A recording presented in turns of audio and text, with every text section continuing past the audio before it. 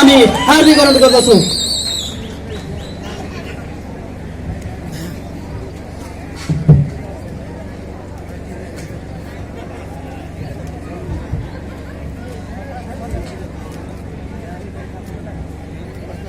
धन्यवाद उद्घोषक कमरेड। यो वृहत जिल्ला स्तरीय जनसभाका अध्यक्ष, यो कार्यक्रमका अध्यक्ष समेत कार्यक्रमका प्रमुख अतिथि र विशिष्ट अतिथिलाई हामीले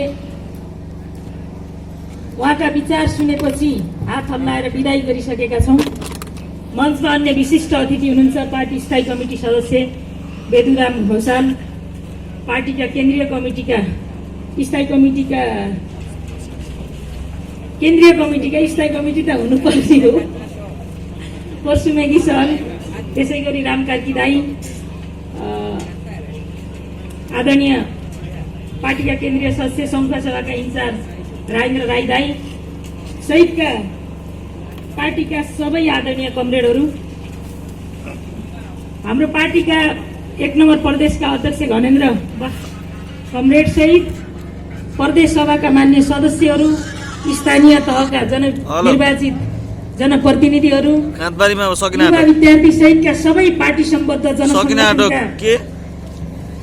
आदरणीय नेताकर्मीहरू र हामीलाई सुन्नको लागि यो विरोध सभामा भाग लिन जनअदालतका न्यायाधीश जस्तै गरी हामी माथि एउटा ऐन मौकामा एउटा फैसला सुनाउन यहाँ उपस्थित हुनुभएका तमाम सङ्घुवा सहवासी, आदरणीय कमरेडहरू, आमा बुबा दाजुभाइ तथा दिदीबहिनीहरू, पत्रकार मित्रहरू र सबै यहाँ सहभागी मित्रहरू, कर्मचारी साथीहरू सबैलाई म मेरो तर्फबाट र हाम्रो पार्टी नेपाल कम्युनिस्ट पार्टी नेकपाको तर्फबाट न्यानो क्रान्तिकारी अभिवादन व्यक्त गर्न चाहन्छु। दिन ढल्किसकेको छ, महत्त्वपूर्ण वक्ताका अभिव्यक्तिहरू पनि सुनिसक्नु भएको छ र बोल्ने र अभिव्यक्त गर्ने धेरै कुराहरूका पनि साँगुरिँदै आएका छन्। तर पनि मलाई एकदमै गौरव लागेको छ कि यो ठाउँमा आएर म प्रेमपूर्वक, हार्दिकतापूर्वक यहाँहरूलाई मैले केही कुरा भन्ने मौका पाएँ। म आजभन्दा 12 वर्ष अगाडि म अनिरासोब्यूमा हुँदा त्यसको अध्यक्ष थिएँ। त्यो बेला आएको थिएँ 12 वर्षमा राम पनि वनवासबाट फर्किन्छन् भनेर महाभारतमा पढेका थियौँ। 12 वर्ष अगाडिका हाम्रा एजेन्डा, हामीले गर्ने सम्बोधन, हाम्रा प्राथमिकता र फेरि 12 वर्ष फर्केर आउँदा यो बीच सडकमा कालो ब्यानरलाई साक्षी राखेर यहाँहरूलाई सम्बोधन गर्न पर्दा कसैलाई केही भन्नुभन्दा अगाडि हामी आफै कहाँ चुकेछौँ भनेर समीक्षा गर्न मन लागेको छ। मौका यस्तो जुरेको थियो कि पार्टीका 2 जना अध्यक्ष कमरेडहरूले सम्बोधन गर्ने कार्यक्रम थियो। हामी जस्ता मान्छेको लागि उहाँहरूसँग एउटा सार्वजनिक मञ्च शेयर गर्ने कुरा मौका पनि थियो, तर समयले साथ दिएन। एकजना अध्यक्ष आउनुभयो, जानुभयो, अर्का अध्यक्ष आउनु भएन।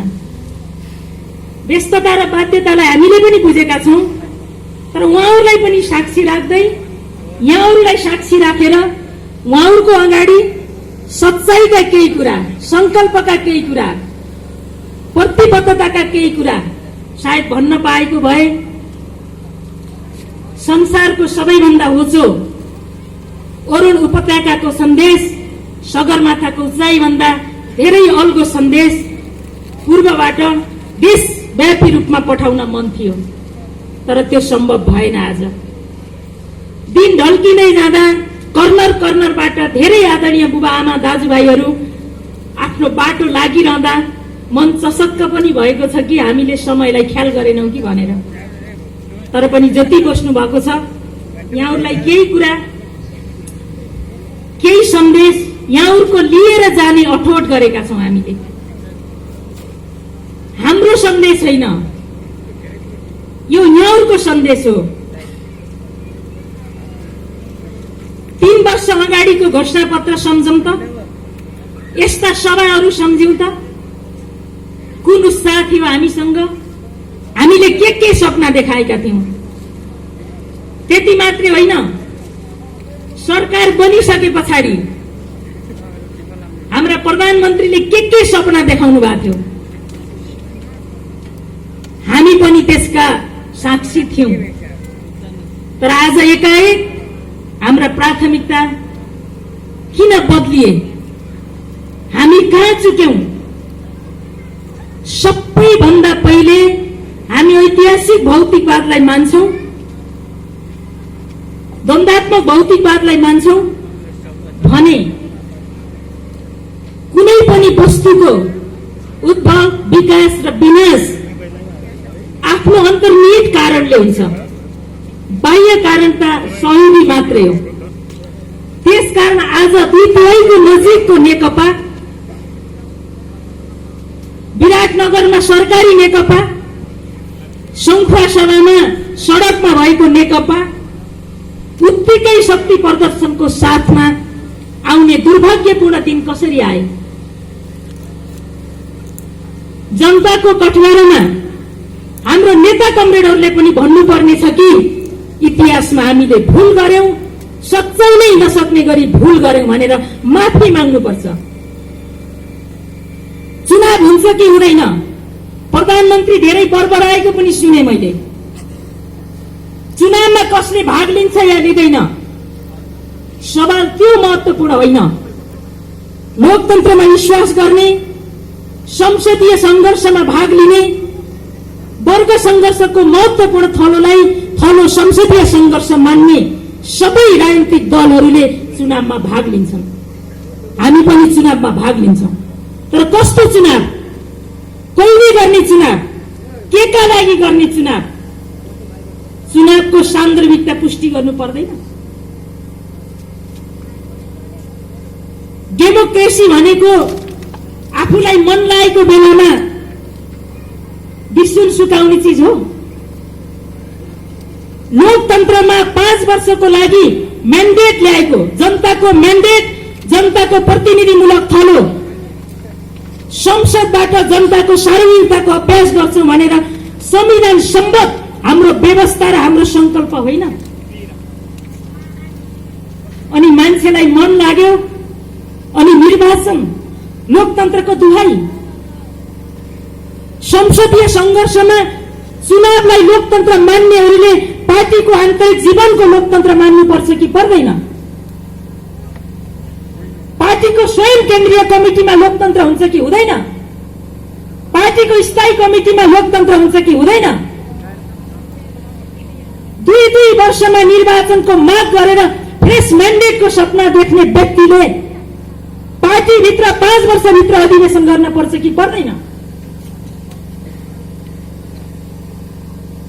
त्यसकारण लोकतन्त्रको अभ्यास, डेमोक्रेसीको अभ्यास भनेको पनि मानिसलाई अनुकूल परेका बेलामा, आफ्नो पाइ पर्ने बेलामा जनतालाई झुक्काउने यो टुल होइन, साधन होइन। त्यसकारण लोकतन्त्रमा आवधिक निर्वाचन 5 वर्षमा हुनेछ भनेर संविधानमा लेखेको छ। यो कुरा मान्नु पर्दैन? त्यसैले यही कुरा भन्दै गर्दा चुनाव हुनुको लागि, लोकतन्त्रमा जनताको फ्रेश म्यान्डेट पाउनको लागि चुनावले के दियो जनतालाई? हामीले ल्याएको घोषणापत्र जनताले अनुमोदन गरिसकेपछि त्यो हामी कति कार्यान्वयन गर्यौं? अर्को 5 वर्षपछि हामीलाई त्यसको समीक्षा गरेर भोट हाल्नुपर्ने होइन? सपना हावाको ब्यालुन भरे जस्तै, ब्यालुनमा हावा भरे जस्तै देखाउने, परिणाम 0। आफ्ना अयोग्यताहरूलाई छोप्नको लागि वितण्डा मचाउने, यही हो लोकतन्त्रका नायकको नायकत्व। त्यसकारण आजको पुँजीवादमा, आजको दुनियाँमा नायकत्व चाहिँ दुनियाँमा नक्कली नायकत्वहरू खडा भएका छन्। र नक्कली नायकत्व भनेको वास्तविकता एकापट्टि छ, अर्को कुरा गरेर जनतालाई अल्मलाउने आज पनि भइरहेको छ चटकी हो। यही चटकीको विरुद्ध साँचो अर्थको न्याय र समानताको पक्षमा एउटा बलियो कम्युनिस्ट पार्टी बनाउने अभियानमा जब हामी जुट्दै थियौं, करिब 2/3 जनताको जनमतद्वारा जनप्रतिनिधिमूलक संस्था निर्वाचित गरेका थियौं, बलियो सरकार थियो, घोषणापत्र थियो, संकल्प थियो, सबै कुरा थियो। तर आज हामी सडकमा छौं। यहाँहरूले फैसला गरिदिनु पर्यो कि हामी गलत छौं, यहाँहरू कोही गलत छ। हामीलाई फैसला दिनुभन्दा अगाडि केही हाम्रा कमिटमेन्टहरू पनि सुन्नुपर्छ। हामी जेको लागि निर्वाचनमा जे परिणाम दिन्छौं भनेर गएका थियौं, आएपछि हामीले गलत नेता छैनौं भन्ने कुरा त कम्तीमा प्रचण्ड र माधव नेपाल कमरेडले भन्नुपर्छ जनतालाई। दायाँतिर कमरेड प्रचण्ड, बायाँतिर कमरेड माधव नेपाल बसेर धुम्बा राईको पार्टी कार्यालयमा सर्वसम्मत दलको नेता केपी ओलीलाई छानेको हिजै जस्तो लाग्छ। हामी जस्ता मान्छेलाई लाग्थ्यो कि केपी ओली यसरी एकल नेता नबनाइन्, उनका माथि पनि चुनौती दिने कोही छ भन्ने कुरा पार्टीमा देखियोस्, नेताहरूले चुनौती खडा गरून्, हामीलाई यो लागेको थियो। तर उहाँहरूले यसो गर्नु भएन। हरेक खेप उहाँहरूले उठाउनु भयो विषयहरू, सहमतिका नाममा छोड्दै जानुभयो, पार्टी एकताको बेला गरिएका संकल्पहरू छोडिदिनु भयो, एक्लै कपाली तमासु गराउँदै जानुभयो। अनि मैले भन्दा पहिले, हामी यहाँ बसेकाले भन्दा पहिले 2 जना अध्यक्षहरूले भन्नु पर्यो कि कमरेड केपी ओली, कमरेड खड्गप्रसाद ओलीलाई सर्वसम्मत दलको नेता बनाउने कुरामा हाम्रो गम्भीर भूल भयो। आगामी दिनमा हामीले यो गर्ने छैनौं भनेर, गलत मान्छे छानेकै कारणले यो ठाउँमा हामी पुग्यौं भनेर। र यो पनि भन्नु पर्यो कि राज्यका सबै अङ्गमा कमरेड केपी ओलीले एक्लौटी नियुक्ति गरेर राज्यका सबै संयन्त्र कब्जा गर्दै गर्दा उहाँहरूले सैद्धान्तिक प्रश्न पनि उठाउनु भएन। संविधानले परिकल्पना गर्छ कि राज्यका महत्त्वपूर्ण पदहरूमा एउटै दल र एउटै समुदाय, एउटै लिङ्गको मान्छे हुनु हुँदैन भनेर। तर हाम्रो नेकपाले गर्छ कि एउटै गुटका मान्छेको भर्ती केन्द्र बनाउँछ।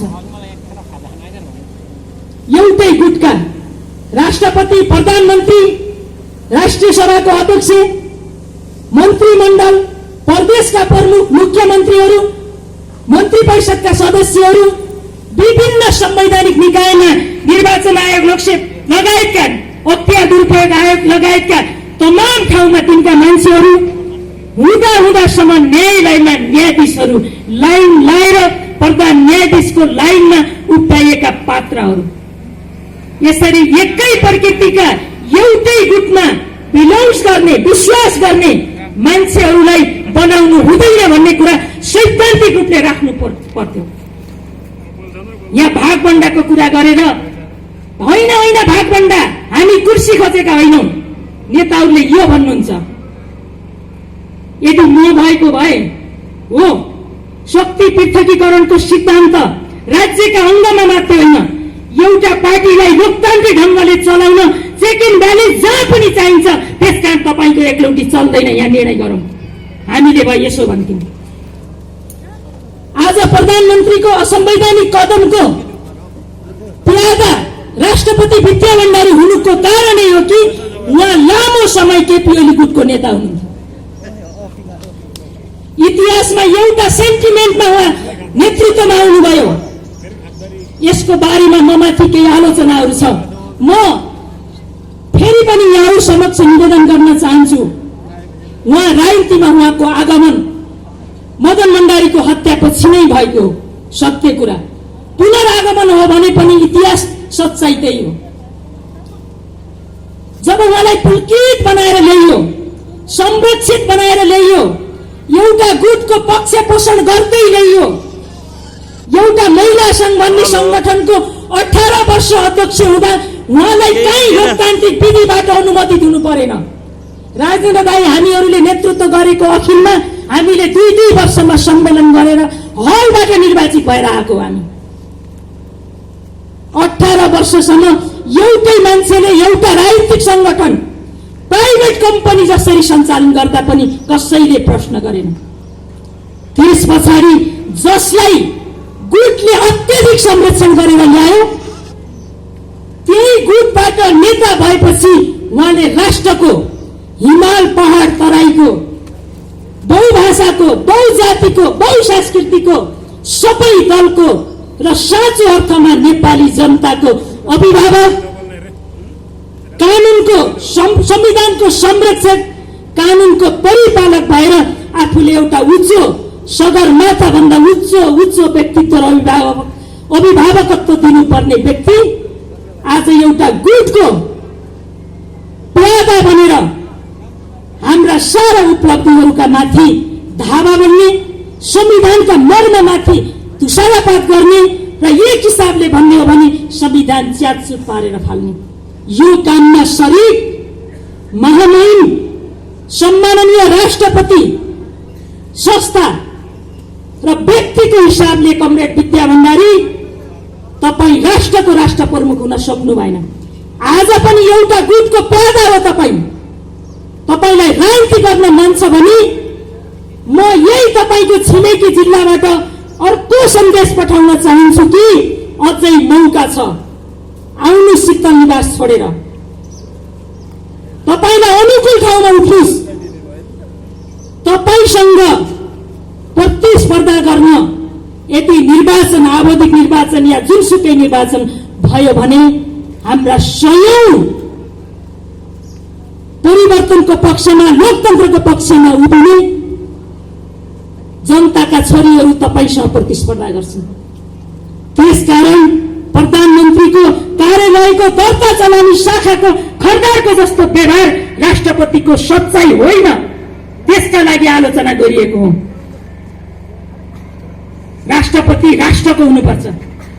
94 जना सांसदहरूले संसदको अधिवेशन माग गर्न, समावेदन गर्न जाँदा 6 घण्टासम्म चिठी दर्ता नगर्ने, प्रधानमन्त्रीको प्रस्ताव 15 मिनटमा सहीसाब गरेर आउने न्यायिक भयो त महामहिमज्यू?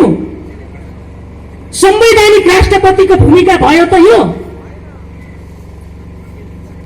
धेरै मित्रहरूले भने जस्तै उहाँले त सरकारले भनेको काम मान्ने हो, आफैले केही गर्ने होइन। त्यसो भए पूर्ववर्ती सरकारले गरेका काम किन नमानेको त? तपाईको व्यवहारमा गुटको गन्ध आएन? त्यसकारण इतिहासमा जसरी तपाई त्यो ठाउँमा पुग्नुभयो त्यो पदको न्याय गर्नु भएन भन्ने हाम्रो ठम्माइ हो। कमरेड केपी ओलीसँग आज पनि राजनीतिक मैदानमा छौं। संसद विघटनको प्रस्तावलाई राष्ट्रपतिले स्वीकृत गरेपछि त्यसको विरुद्धमा खारेजीको लागि हामी सर्वोच्च अदालतमा पुगेका छौं। न्यायिक हिसाबले, संवैधानिक हिसाबले सर्वोच्च अदालतमा बहस पैरवी भइरहेको छ। त्यहाँ यहाँहरूले पनि सुन्नु भएको छ बहस कसरी भएको छ भनेर। सामान्यतः फैसला कस्तो आउला हामी आकलन गर्न सक्छौं। हो, आजको संवैधानिक प्रश्नको निरूपण त्यहाँबाट हुन्छ। तर हामी राजनीतिक आन्दोलनमा पनि छौं। खड्गप्रसाद ओलीले पार्टीलाई आदि बनाएर टुक्राएर देशैभरि उहाँले समानान्तर सरकारको शक्ति प्रदर्शन गरिरहेको बखत अब जनताको न्यायालयमा, जनताको कठघरामा फेरि हामी आएका छौं कि यो अन्याय हो, यो न्याय हो भन्ने कुरा तपाईहरूले फैसला दिने बेला भएको छ। त्यसकारण न्यायालयको फैसलाले एउटा कुरा गर्नेछ, हामी संविधान र कानूनको बाटोमा कता जानेछौँ भनेर। तर जनताको न्यायालयले भन्नेछ कि तिमीहरूले उठाएको राजनीतिक विचार, दर्शन, कार्यक्रम, उद्देश्य, आकांक्षाका प्रति यही कुरा न्याय छ भनेर तपाईहरूले हामीमाथि फैसला दिनुपर्नेछ। यसैको अपिल गर्न आफ्ना दलिल गर्न आज देशव्यापी रूपमा हामी यस्ता खालका सयौं कार्यक्रमका साथ हामी देशव्यापी रूपमा आएका छौँ। यहाँहरूले जुन खालको उपस्थिति, जुन खालको संकल्प र देखाउनु भएको छ, यसका प्रति म धेरै सम्मान व्यक्त गर्न चाहन्छु। आज हामीले फरक बाटो हिँड्नु परेको छ। राजनीतिक क्रान्तिका सबै कार्यभार पूरा गरेका छौँ। अब हामी आर्थिक समृद्धिको बाटो हिँड्छौँ भनेर गरिएका आफ्ना संकल्पबाट हामीलाई पछाडि फर्किन बाध्य बनाइएको छ। त्यसकारण पनि खड्गप्रसाद ओलीका स्टेपहरू, कदमहरू गलत हुन् भन्ने कुरा तपाईहरूले साबित गरिदिनु पर्नेछ। यही बेला पनि म यही संखुवा सभा आइसकेपछि मसँगै काम गरेका, विद्यार्थीमा काम गरेका कयौं साथीहरूलाई मैले भेट्ने अपेक्षा गरेको थिएँ, तर तपाईहरूलाई देखिन। सायद कहीँ कतै हुनुहुन्छ होला। म आग्रह गर्न चाहन्छु, तपाईँ र हामी लडेको न्यायको झण्डा, तपाईँ र हामीले उठाएको न्यायको झण्डा यस्तो थिएन। अवसरवादको चङ्गुलमा नफस्नुस्, सच्चाइका साथ आउनुस्। किनभने आजको नेपाल कम्युनिस्ट पार्टी नेकपा जहाँ हामी उभिएका छौँ यही हो मूल प्रभाव। कसैले फैसला देला या नदेला, जनताको कटकारामा जाँदा फैसला हामी माथि नै हुनेछ। यसको मतलब कानुनी हिसाबले हामी पाउँदै छैनौँ यसो भनेको होइन। निर्वाचन आयोगको 441 जनालाई चिन्छु भन्ने स्टेटमेन्टमा हामी 288 जना केन्द्रीय सदस्य भएको नेपाल कम्युनिस्ट पार्टी नेकपा आजको मूल प्रवाह हो। पार्टीको आधिकारिकता यही हो, पार्टीको झण्डा यही हो, चिन्ह यही हो। तपाईले अब अलमल गर्नुपर्ने छैन। त्यसकारण तपाईहरु सही ठाउँमा उभिनुस्। सानातिना प्रलोभन छन् भने पनि थाती राख्नुस्। तपाई हामी लागेको आन्दोलनमा धेरै युवाहरू लागे। परिवर्तन, समृद्धि का सपना सायद तपाई अगुवा भइरहँदा तपाईको आँखामा देखेका थिए। तपाईले हजारौंका आँखामा सपना देख्नुहुन्छ भने तपाईमाथि पनि देखेका छन्। त्यसकारण गलत कदम नउठाउनुस्। खड्गप्रसाद ओलीको चुनाव चिन्ह के होला? उनले चुनावमा 2 तिहाई ल्याउलान् कि नल्याउलान्, उनको पार्टी रहला कि नरहला। आज कानून त यति धर्मर भएको बेलामा तपाई 2 दिनको सत्ताको छायारीमा हुनुहुन्छ भने तपाईले त्यो छायारी छोड्नुस् भन्ने म आग्रह गर्न चाहन्छु। तपाई सही बाटोमा हुनुहुन्छ भने सत्ता हामीले निर्माण गर्ने कुरा हो, हामीले प्राप्त गर्ने कुरा हो। र यो बाटोमा कमरेडहरू लाग्नको लागि आग्रह गर्छु। हाम्रा सारा जनप्रतिनिधिहरू एकातिर छन्, मन्त्रीहरू एकातिर छन्। त्यो पार्टीमा केही छैन, मामुली कुरा छ भन्नेहरूका लागि जनताले फेरि पनि भन्ने छन् कि एक पटक जनप्रतिनिधि चुनिँदैमा त्यो आजीवन प्राप्त गरेको फुली र वर्दी होइन। जब जनता र जनताको आकांक्षाका माथि खेलवाड गर्दै एउटा आफ्नो निज स्वार्थमा फसेर गइन्छ नि, त्यति बेला जनताले छोड्छन्, धेरै पटक छोडेका छन्। त्यसकारण मित्रहरूले आफूलाई सच्चाइका साथ नेपाल कम्युनिस्ट पार्टी नेकपाको मूल प्रवाहमा आउनुस् भन्ने म आग्रह गर्न चाहन्छु। पूर्व एमाले मित्रहरूलाई केही कुरा अड लागिरहेको छ, हामी कहाँ लाग्यौं भनेर।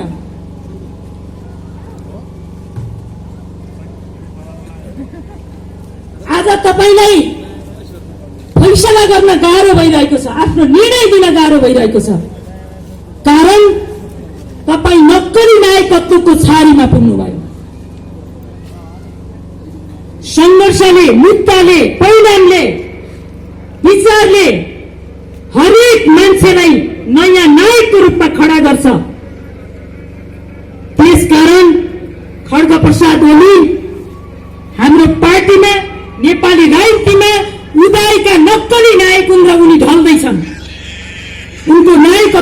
हुँदैछ। आज दुनियाँको पोलिटिक्समा यस्तै नक्कली नायकत्वहरू उदाएका थिए। अमेरिकामा डोनाल्ड ट्रम्प त ढलिसके, अब मोदी हुँदै ओलीसम्म ढल्न चाहिँ धेरै दिन छैन। त्यसकारण यस्ता नक्कली नायकहरूले जब आफ्नो वास्तविक कदहरू घटाउँदै गएका हुन्छन् अनि कागजका ठूला ठूला कद बनाएर, कदका प्रतिमा बनाएर नक्कली नायकत्वको प्रस्तुति गरिरहेका हुन्छन्। उनी महान राष्ट्रवादी, विकासवादी, यी सारा चिज हिजो अस्ति सुनेको होइन। खोइ त केरुङबाट काठमाडौँ आएको रेल, खोइ त प्रशान्त महासागरबाट कोशीमा आएको पानी जहाज, खोइ त घर घरको ग्यासको पाइपलाइन, खोइ त मुस्ताङतिर कि कहाँ हावामा बनाएको बिजुली, या काठमाडौँ, ललितपुर, भद्रपुर लगायतका सहरहरूका मोनोरेल।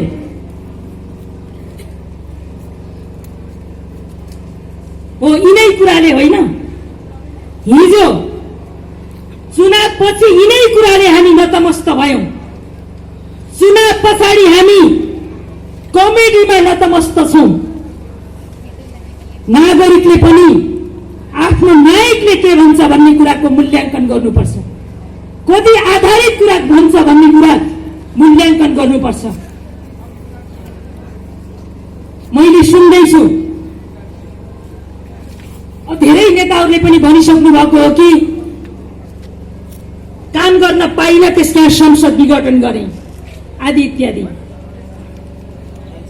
यो कुनै प्रमाणित गर्न नसक्ने कुरा, नक्कली कुरा बोलेको भन्ने कुरा अस्ति फेरि फागुन 3 गते आफ्नो 3 वर्षको कार्यकालको मूल्याङ्कनमा प्रधानमन्त्रीले 3 घण्टा गरेको भाषण के हो? सर्वोच्च अदालतमा जवाफ दिने, हामीलाई काम गर्न दिएन भनेर,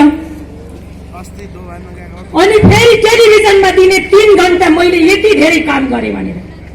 यो विरोधाभासपूर्ण कुरा सर्वोच्च अदालतको संवैधानिक इजलासमा त सुनाइ नहोला, तर जनताको न्यायिक इजलासमा सुनाइ हुनुपर्छ कि पर्दैन? एउटा निर्वाचन गर्नको लागि 25 देखि 35 अर्ब पैसा लाग्छ। 5 वर्षमा गर्ने निर्वाचन अहिले गर्न खोज्दैछौं, तर सरकारले भन्छ कि, प्रधानमन्त्री भन्नुहुन्छ कि 55 अर्बको एनसीसी को बारेमा उहाँले यति ठूलो राजनीतिक सौदाबाजी गर्नुहुन्छ। त्यसकारण प्राथमिकता कहाँ हो भन्दा प्राथमिकता हावादारी कुरामा, नक्कली नायकत्वमा, सत्ता कब्जा गर्ने कुरामा र सत्ताबाट कहिल्यै ओर्लिनको लागि राज्यका सबै ठाउँ कब्जा गर्ने दिष्टता, कानून हातमा लिने कुरा र यो सबै कुराका लागि उहाँले खडा गरेको एउटा नक्कली राष्ट्रवाद, नक्कली नायकत्व र यो नायकत्वलाई आज हामीले गर्ल्याम गुल्लुम ढाल्ने कुरा निश्चित भइसकेको छ। अबको 1 हप्ताभित्र आउने सर्वोच्चको फैसलाले हाम्रो राजनीतिक लडाई र कानूनी लडाईलाई एक हिसाबको निरूपण गर्छ, तर समाज रूपान्तरण गर्ने, समाजमा खराब प्रवृत्तिको विरुद्ध लड्ने राजनीतिको लडाईको सुरुवात त्यसपछि सुरु हुन्छ। त्यसकारण कमरेडहरूलाई भन्नुपर्ने मेरो सन्देश थियो कि खड्गप्रसाद ओली या विद्या भण्डारी एउटा व्यक्ति होइनन्, पात्र मात्रै होइनन्, यिनी नेपाली राजनीतिका डरलाग्दा प्रवृत्ति हुन्। अब बन्दै गरेको, पुनर्जागृत भएको, पुनर्गठित भएको नेपाल कम्युनिस्ट पार्टी नेकपा नेपाली राजनीतिमा निर्णायक हिसाबले आउँदै गर्दा खड्गप्रसाद ओली र विद्या भण्डारी प्रवृत्ति नआउने कुराको सुनिश्चितता कसरी गर्नुहुन्छ? आज जनताले देशैभरि खोजेको विश्वास हो। हामी पात्र फेर्ने मात्रै होइन, प्रवृत्तिलाई पनि फेर्नेछौँ। खड्गप्रसाद ओली त ढिलो चाँडो ढलिसके। यो राजनीतिमा, यो समाजमा उनको नक्कली नायकत्व के थियो भन्ने कुरा त पर्दाफास भइसकेको छ। चाहे सर्वोच्चले संसद विघटनको प्रस्ताव सदर गरोस् या बदर गरोस्, खड्गप्रसाद ओली नेपाली राजनीतिमा ढलिसके। यो गाह्रो विषय होइन, तर यसपछि हामी राजनीतिलाई कस्तो बनाउँछौँ? फेरि शेरबहादुर सहित मिलाएर अर्को दोहोऱ्याउने हो भने जनताको बलिदानी, हाम्रो सङ्घर्ष, हाम्रो सपना, यी सबै कुराको मूल्य कसले तिर्ने हो? हरेक मान्छेको जिन्दगीको मूल्य छ, हरेक मान्छेको जवानीको मूल्य छ, हरेक मान्छेका सपनाको मूल्य छ, ती मान्छेले गर्ने मेहनतको पनि मूल्य छ।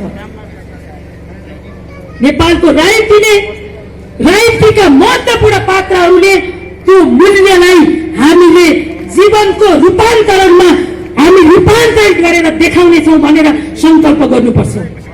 यदि यस्तो भएन भने यही प्रवृत्ति दोहोऱ्याउने, भागा 2 अर्को प्रवृत्ति दोहोऱ्याउने र यस्तै गरी खड्ग प्रसाद ओली हामीले नेपाली राजनीतिमा हाम्रो जीवनमा अरू 2-3 बेहोर्दै जाने हो भने मलाई लाग्दैन कि हामी प्राकृतिक स्रोत र साधनले भरिपूर्ण भएको सङ्खुवा सभा, अघि हाम्रो पूर्व प्रधानमन्त्रीले भने जस्तै 100 मेगावाट बिजुलीको सम्भावना भएको साधन स्रोतले भरिपूर्ण सङ्खुवा सभा काठमाडौँबाट, केन्द्रबाट देखिन जसरी समय लाग्यो त्यसै गरी अब हामी हाम्रो जीवनमा उज्यालो आउनको लागि अरू 50 वर्ष या 100 वर्ष धकेलिँदैछौँ। ओलीको यो कदमले हामीलाई 50 वर्ष धकेल्दैछ। 62-63 मा हामी आन्दोलनमा लड्दै गर्दा हामी कलिलै युवा थियौँ। हामीसँग हाम्रो आँखामा सपना देख्ने साना किशोर किशोरीहरू थिए, 10-12 वर्षका, स्कुलमा पढ्दै गरेका भाइ बहिनीहरू, +2 मा पढ्दै गरेका साथीहरू, कलेज र विश्वविद्यालयमा पढ्दै गरेका हाम्रा मित्रहरू, जसलाई हामीले यो अन्तिम पटकको राजनीतिक लडाईँमा साथ दिनुहोस् भनेका थियौँ। आज ती किशोर किशोरीहरू वयस्क भइसकेका छन्, तरुण भइसकेका छन्। +2 जेनेरेसन हामी जस्तै एउटा गरी खाने उमेर समूहको पुस्ता बनेको छ र तिनीहरूले देखेका सपना, यो राजनीतिक परिवर्तनले हाम्रा सबै राजनीतिक एजेन्डालाई सम्बोधन गर्नेछ। हामी सुख, समृद्धि, समुन्नतिको बाटो र प्रत्येक मान्छेले समाजमा आफ्नो सामर्थ्यले आफ्नो परिचय र पहिचान बनाउन सक्छौं भन्ने सपना देखेका युवाहरूलाई आज फेरि उही ठाउँमा हामीले आह्वान गर्दैछौँ कि कालो ब्यानर राखेर प्रतिगमनका विरुद्ध लडौँ। यो दिनले यो पुस्ताको जिन्दगी, सक्रिय जिन्दगी 50 वर्ष हुँदैछ भने 50 वर्ष यो प्रतिगमनले हान्दैछ। निराशाको बादल छाउँदैछ।